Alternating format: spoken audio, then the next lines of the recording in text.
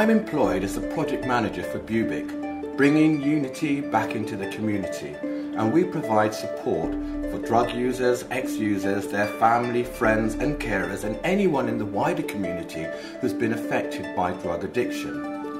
In 5 years, Bubic has transformed from a small peer support group run by ex-crack users into a limited company, a charity commended as an innovative model for tackling inner city drug addiction. I was born in the East End of London and I've lived here all my life. Bubic's based in Haringey, North London. I started working with drug addicts more out of necessity than choice. I trained as an actor and had spent many years working professionally in London and all over the world. My parents came to England from Antigua in the Caribbean in 1954. My childhood was a painful one. My mother died when I was 4, and my father had a real struggle bringing up 4 children. I spent time in a children's home, so for me acting was an escape. But by 2001, I needed a regular job to pay off my university and other debts. I joined the Drug Advisory Service in Haringey as an employment and resettlement officer.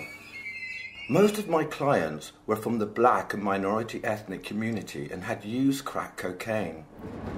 I designed and facilitated peer support groups that helped to raise confidence, assertiveness and self-esteem, and most important of all, gave my clients hope. In 2003, members of one of these peer support groups decided they would like to keep the group running and asked me if I would help them to develop it into a service user initiative. Good morning. Bubic was born. It quickly proved a huge success and attracted attention and funding from Haringey's Drug and Alcohol Action Team. We have just won the London Drug Team of the Year award, presented as part of the Home Office's Tackling Drugs, Changing Lives initiative. Optimistic. Optimistic. That's good. I've had a lot of help as of late. I'm feeling very more positive about myself. Most Bubic staff and volunteers are ex-users. Their personal experience of addiction, social exclusion, and even prison are an asset. Service users think, well, if he or she can manage to get clean and even run their own outfit, what's stopping me? They're encouraged to learn new skills and seek educational opportunities and employment. I mean, I know I'll get there in the end. All you lot tell me I'll get there in the end. At Bubic, we work in unity as a team. Everyone is important. Bubic workers go out onto the streets looking for people with drug-related problems who either don't know how or won't use statutory services. Since working in the minefield of drugs, I've based all my actions on the example and guidance of Daisaku Ikeda, president of the SGI, Sgi-uk International.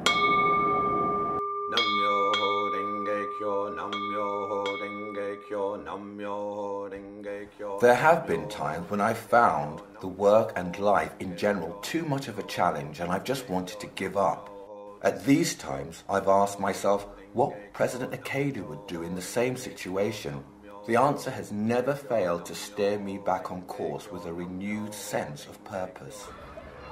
Life is mission, so the saying goes.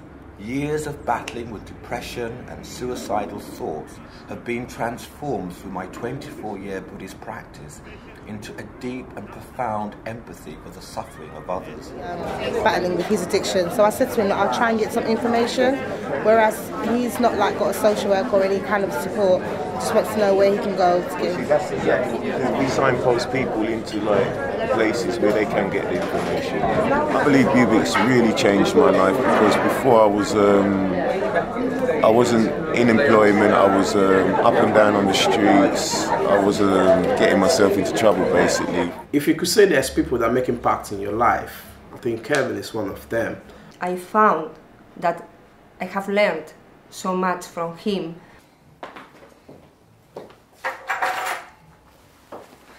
It's been an amazing journey for me, one I could never have predicted. My vision for the future is to see a Bubic group in every borough in London and a Bubic group in every major city of England. That's the best they done for me, you know, and I'm so grateful for that, because it made me realise to myself, I'm not alone.